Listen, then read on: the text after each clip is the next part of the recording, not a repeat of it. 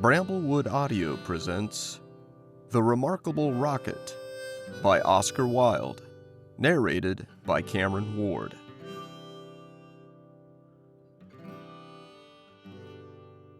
The king's son was going to be married, so there were general rejoicings. He had waited a whole year for his bride, and at last she had arrived. She was a Russian princess, and had driven all the way from Finland in a sledge drawn by 6 reindeer. The sledge was shaped like a great golden swan, and between the swan's wings lay the little princess herself. Her long ermine cloak reached right down to her feet. On her head was a tiny cap of silver tissue, and she was as pale as the snow palace in which she had always lived. So pale was she that as she drove through the streets, all the people wondered. "She is like a white rose," they cried, and they threw down flowers on her from the balconies. At the gate of the castle the prince was waiting to receive her. He had dreamy violet eyes, and his hair was like fine gold. When he saw her, he sank upon one knee and kissed her hand. "Your picture was beautiful," he murmured, "but you are more beautiful than your picture." And the little princess blushed.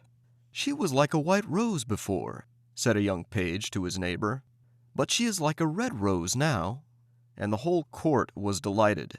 For the next 3 days everybody went about saying, "White rose, red rose, red rose, white rose." And the king gave orders that the page's salary was to be doubled. As he received no salary at all, this was not of much use to him, but it was considered a great honor, and was duly published in the court gazette. When the 3 days were over, the marriage was celebrated. It was a magnificent ceremony, and the bride and bridegroom walked hand in hand under a canopy of purple velvet embroidered with little pearls. Then there was a state banquet, which lasted for 5 hours. The prince and princess sat at the top of the great hall and drank out of a cup of clear crystal. Only true lovers could drink out of this cup, for if false lips touched it, it grew gray and dull and cloudy. "It's quite clear that they love each other," said the little page. "As clear as crystal." And the king doubled his salary a second time. "What an honor!" cried all the courtiers. After the banquet there was to be a ball. The bride and bridegroom were to dance the rose dance together, and the king had promised to play the flute. He played very badly, but no one had ever dared to tell him so, because he was the king. Indeed, he knew only 2 airs, and was never quite certain which one he was playing. But it made no matter, for whatever he did, everybody cried out, "Charming! Charming!" The last item on the program was a grand display of fireworks, to be let off exactly at midnight. The little princess had never seen a firework in her life, so the king had given orders that the royal pyrotechnist should be in attendance on the day of her marriage. "What are fireworks like?" she had asked the prince one morning, as she was walking on the terrace. "They are like the aurora borealis," said the king, who always answered questions that were addressed to other people. "Only much more natural. I prefer them to stars myself, as you always know when they are going to appear, and they are as delightful as my own flute playing. You must certainly see them." So at the end of the king's garden a great stand had been set up, and as soon as the royal pyrotechnist had put everything in its proper place, the fireworks began to talk to each other. "The world is certainly very beautiful," cried a little squib. "Just look at those yellow tulips. Why, if they were real crackers, they could not be lovelier. I am very glad I have traveled. Travel improves the mind wonderfully, and does away with all one's prejudices." "The king's garden is not the world, you foolish squib," said a big Roman candle. "The world is an enormous place, and it would take you 3 days to see it thoroughly." "Any place you love is the world to you," exclaimed a pensive Catherine Wheel, who had been attached to an old deal box in early life, and prided herself on her broken heart. "But love is not fashionable anymore. The poets have killed it. They wrote so much about it that nobody believed them, and I am not surprised. True love suffers and is silent. I remember myself once, but it is no matter now. Romance is a thing of the past." "Nonsense," said the Roman candle. Romance never dies. It is like the moon and lives forever. The bride and bridegroom, for instance, love each other very dearly. I heard all about them this morning from a brown paper cartridge, who happened to be staying in the same drawer as myself, and knew the latest court news." But the Catherine Wheel shook her head. "Romance is dead. Romance is dead. Romance is dead," she murmured. She was one of those people who think that if you say the same thing over and over a great many times, it becomes true in the end. Suddenly, a sharp, dry cough was heard, and they all looked round. It came from a tall, supercilious-looking rocket, who was tied to the end of a long stick. He always coughed before he made any observation, so as to attract attention. "Ahem! Ahem!" he said, and everybody listened except the poor Catherine Wheel, who was still shaking her head and murmuring, "Romance is dead." "Order! Order!" cried out a cracker. He was something of a politician, and had always taken a prominent part in the local elections, so he knew the proper parliamentary expressions to use. "Quite dead," whispered the Catherine Wheel, and she went off to sleep. As soon as there was perfect silence, the rocket coughed a third time and began. He spoke with a very slow, distinct voice, as if he was dictating his memoirs, and always looked over the shoulder of the person to whom he was talking. In fact, he had a most distinguished manner. "How fortunate it is for the king's son," he remarked, "that he is to be married on the very day on which I am to be let off. Really, if it had been arranged beforehand, it could not have turned out better for him. But princes are always lucky." "Dear me," said the little squib, "I thought it was quite the other way, and that we were to be let off in the prince's honor." "It may be so with you," he answered. "Indeed, I have no doubt that it is. But with me it is different. I am a very remarkable rocket, and come of remarkable parents. My mother was the most celebrated Catherine Wheel of her day, and was renowned for her graceful dancing. When she made her great public appearance, she spun round 19 times before she went out, and each time that she did so, she threw into the air 7 pink stars. She was 3 feet and a half in diameter, and made of the very best gunpowder. My father was a rocket like myself, and of French extraction. He flew so high that the people were afraid that he would never come down again. He did, though, for he was of a kindly disposition, and he made a most brilliant descent in a shower of golden rain. The newspapers wrote about his performance in very flattering terms. Indeed, the Court Gazette called him a triumph of pyrotechnic art." "Pyrotechnic?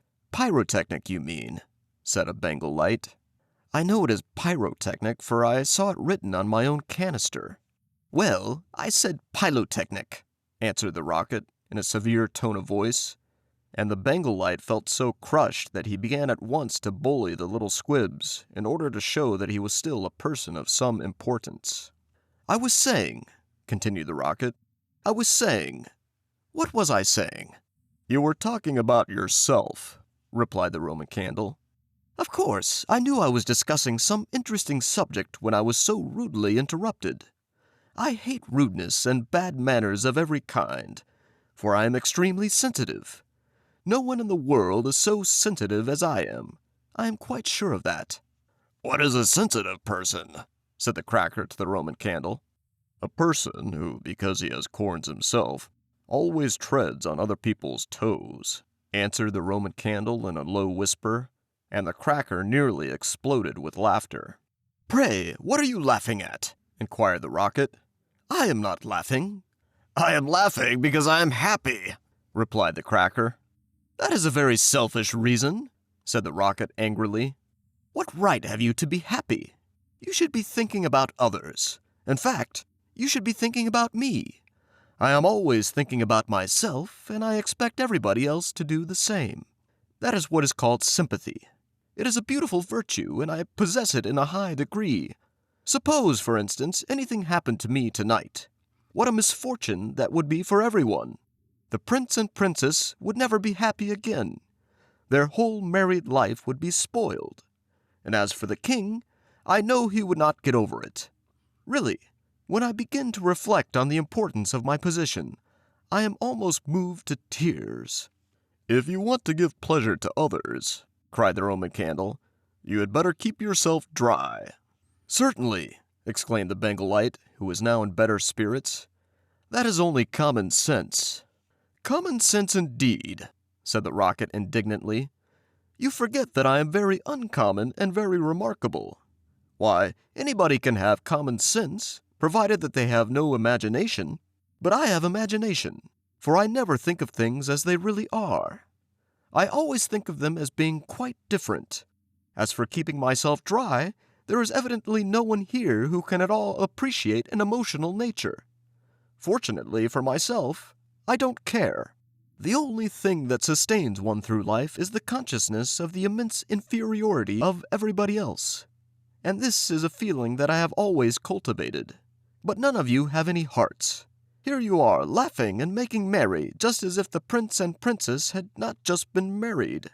"Well, really," exclaimed a small fire balloon, "why not? It is a most joyful occasion, and when I soar up into the air, I intend to tell the stars all about it. You will see them twinkle when I talk to them about the pretty bride." "Ah, what a trivial view of life," said the Rocket. "But it is only what I expected. There is nothing in you. You are hollow and empty. Why, perhaps the prince and princess may go to live in a country where there is a deep river, and perhaps they may have one only son, a little fair-haired boy with violet eyes like the prince himself, and perhaps some day he may go out to walk with his nurse, and perhaps the nurse may go to sleep under a great elder tree, and perhaps the little boy may fall into the deep river and be drowned. What a terrible misfortune! Poor people, to lose their only son. It is really too dreadful. I shall never get over it." "But they have not lost their only son," said the Roman Candle. "No misfortune has happened to them at all." "I never said that they had," replied the Rocket. "I said that they might. If they had lost their only son, there would be no use in saying anything more about the matter. I hate people who cry over spilt milk. But when I think that they might lose their only son, I certainly am very much affected." "You certainly are," cried the Bengalite. "In fact, you are the most affected person I ever met." "You are the rudest person I ever met," said the Rocket. "And you cannot understand my friendship for the prince." "Why, you don't even know him," growled the Roman Candle.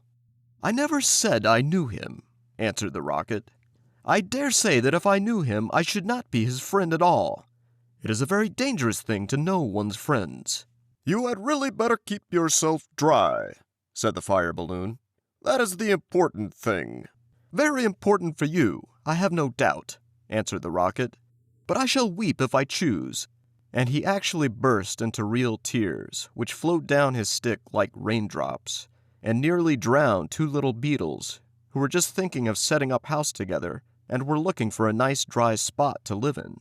"He must have a truly romantic nature," said the Catherine Wheel, "for he weeps when there is nothing at all to weep about." And she heaved a deep sigh and thought about the deal box. But the Roman Candle and the Bengalite were quite indignant and kept saying, "Humbug! Humbug!" at the top of their voices. They were extremely practical, and whenever they objected to anything, they called it humbug. Then the moon rose like a wonderful silver shield, and the stars began to shine, and a sound of music came from the palace. The prince and princess were leading the dance. They danced so beautifully that the tall white lilies peeped in at the window and watched them, and the great red poppies nodded their heads and beat time. Then 10 o'clock struck, and then 11, and then 12, and at the last stroke of midnight, everyone came out on the terrace, and the king sent for the royal pyrotechnist. "Let the fireworks begin," said the king. And the royal pyrotechnist made a low bow and marched down to the end of the garden. He had 6 attendants with him, each of whom carried a lighted torch at the end of a long pole. It was certainly a magnificent display. Whiz, whiz, went the Catherine Wheel, as she spun round and round. Boom, boom, went the Roman Candle. Then the squibs danced all over the place, and the Bengalites made everything look scarlet. "Goodbye!" cried the fire balloon as he soared away, dropping tiny blue sparks. Bang! Bang! answered the crackers, who were enjoying themselves immensely. Everyone was a great success, except the remarkable Rocket. He was so damp with crying that he could not go off at all. The best thing in him was the gunpowder, and that was so wet with tears that it was of no use. All his poor relations, to whom he would never speak, except with a sneer, shot up into the sky like wonderful golden flowers with blossoms of fire. "Huzzah! Huzzah!" cried the court, and the little princess laughed with pleasure. "I suppose they are reserving me for some grand occasion," said the Rocket. "No doubt that is what it means." And he looked more supercilious than ever. The next day the workmen came to put everything tidy. "This is evidently a deputation," said the Rocket. "I will receive them with becoming dignity." So he put his nose in the air and began to frown severely as if he were thinking about some very important subject. But they took no notice of him at all, till they were just going away. Then one of them caught sight of him. "Hallo!" he cried. "What a bad rocket!" And he threw him over the wall into the ditch. "Bad rocket? Bad rocket?" he said as he whirled through the air. "Impossible! Grand rocket! That is what the man said. Bad and grand sound very much the same. Indeed, they often are the same." And he fell into the mud.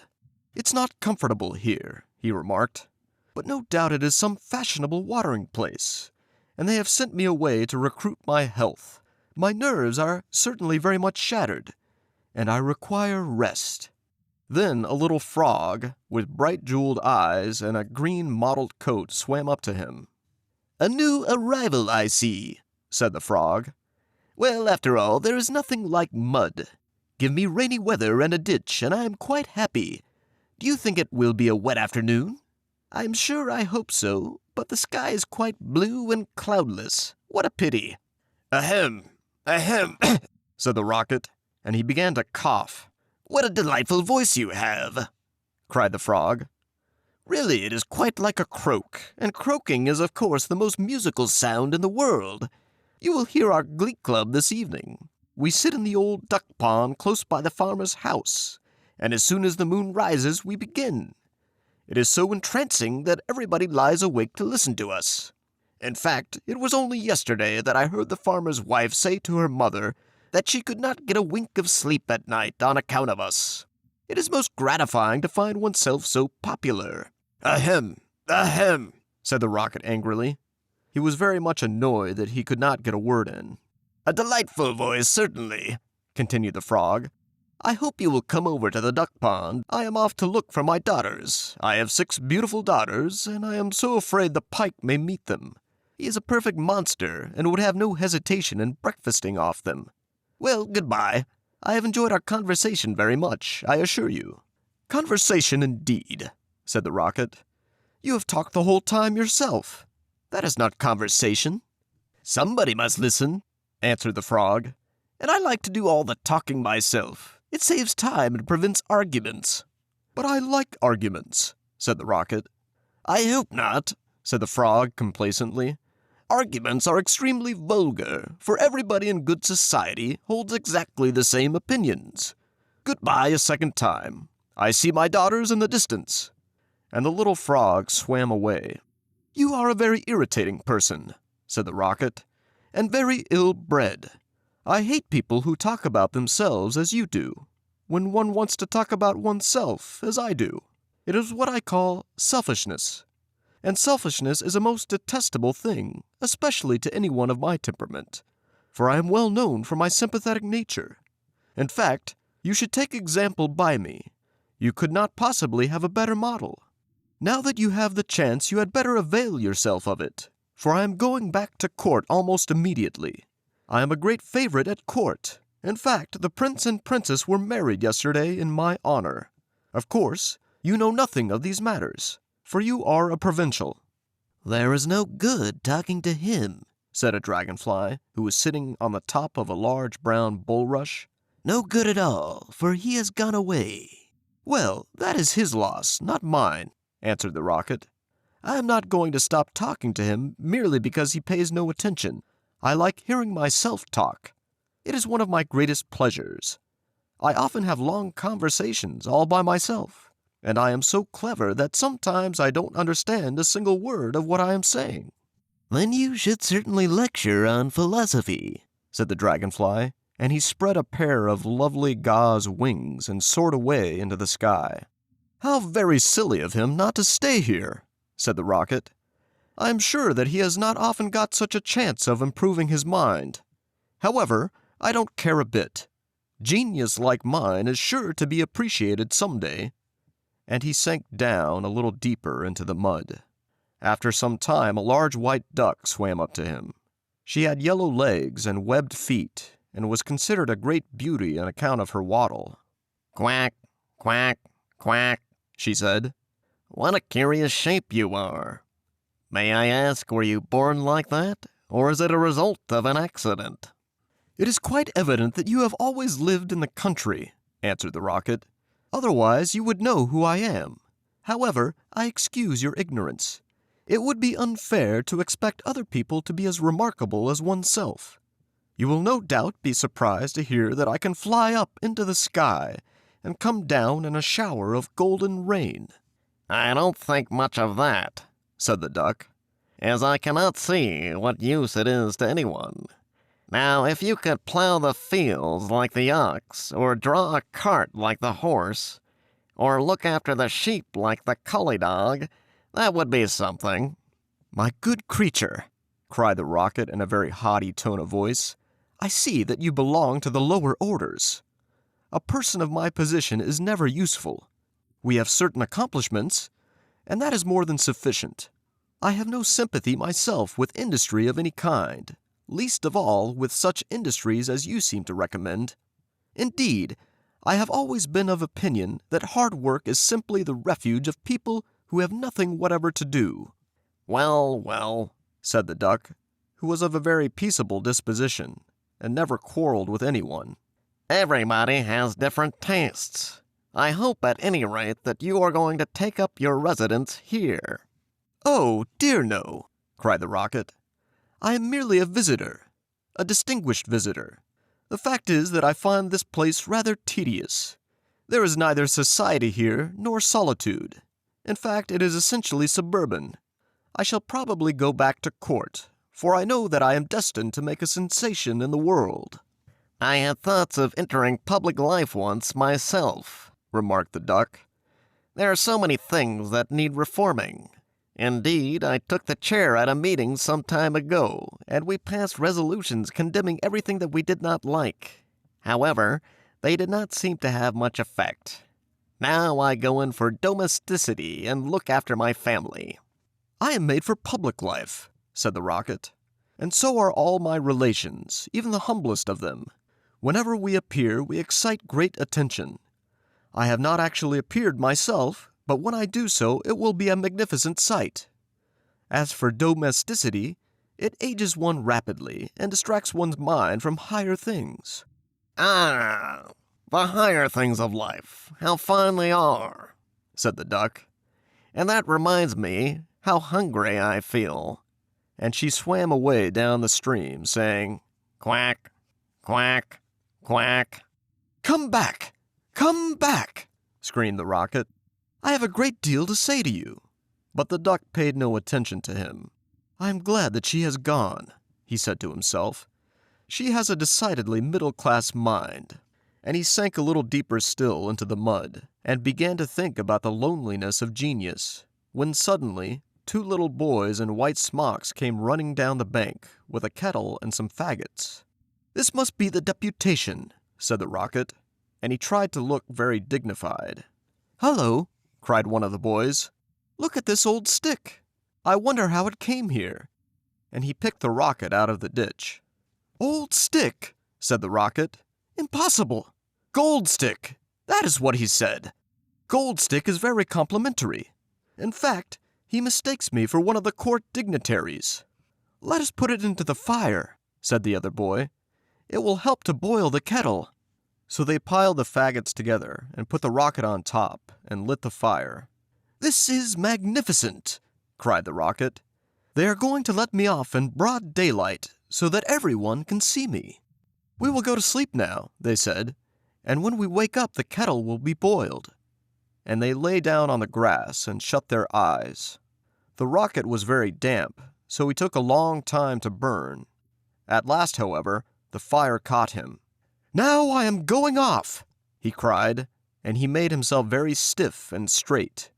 "I know I shall go much higher than the stars, much higher than the moon, much higher than the sun.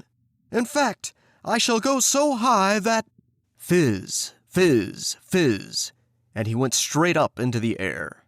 "Delightful!" he cried. "I shall go on like this forever. What a success I am!" But nobody saw him. Then he began to feel a curious tingling sensation all over him. "Now I am going to explode," he cried. "I shall set the whole world on fire and make such a noise that nobody will talk about anything else for a whole year." And he certainly did explode. Bang! Bang! Bang! Went the gunpowder. There was no doubt about it. But nobody heard him, not even the two little boys, for they were sound asleep. Then all that was left of him was the stick, and this fell down on the back of a goose who was taking a walk by the side of the ditch. "Good heavens!" cried the goose. "It is going to rain sticks!" And she rushed into the water. "I knew I should create a great sensation," gasped the rocket, and he went out. Thank you for listening to this presentation of The Remarkable Rocket by Oscar Wilde, narrated by Cameron Ward. Please take a moment to like and subscribe.